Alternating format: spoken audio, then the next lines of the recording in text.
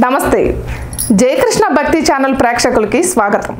హిందూ మతంలో దానాన్ని చాలా గొప్పగా పరిగణిస్తారు. దానం చేయడం వల్ల పేదవారికి సహాయం చేయడమే కాకుండా దాతకు పుణ్యం లభిస్తుంది.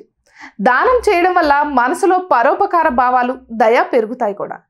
ఇది మానసిక ప్రశాంతత, సంతృప్తిని అందిస్తుంది. దానం చేయడం వల్ల గ్రహ దోషాలు కూడా తొలగిపోయి జీవితంలో సుఖ సంతోషాలు లభిస్తాయి. అయితే దానం చేసేటప్పుడు విచక్షణను కలిగి ఉండాలి. కొన్ని వస్తువులను దానం చేయడం మంచిది కాదట. ఒకవేళ వాటిని దానం చేస్తే వాటికి ప్రతిఫలం అనుభవించాల్సి వస్తుందని శాస్త్రాలు చెబుతున్నాయి. ఇంట్లోని మురికిని శుభ్రం చేయడానికి చీపురును ఉపయోగిస్తారు.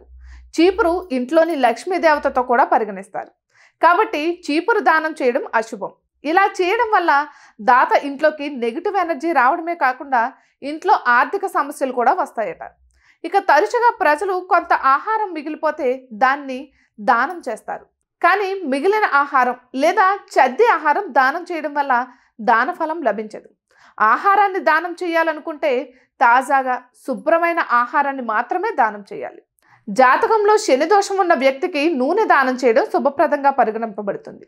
అయితే ఈ నూనె ఎప్పుడూ చెడిపోకూడదు, ముందే వాడి ఉండకూడదు. కాబట్టి పొరపాటును కూడా వాడిన నూనెను దానం చేయకూడదు. శాస్త్రాల ప్రకారం స్టీల్ పాత్రలను కూడా ఎప్పుడూ దానం చేయకూడదు.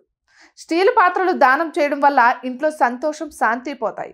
ఇక నమ్మకాల ప్రకారం పాత్రలను దానం చేయడం వల్ల బలంగా ఉన్న వ్యాపారాలు కూడా దెబ్బతింటాయట. కత్తెర వంటి పదునైన లేదా కోణాల వస్తువులను కూడా దానం చేయకూడదు.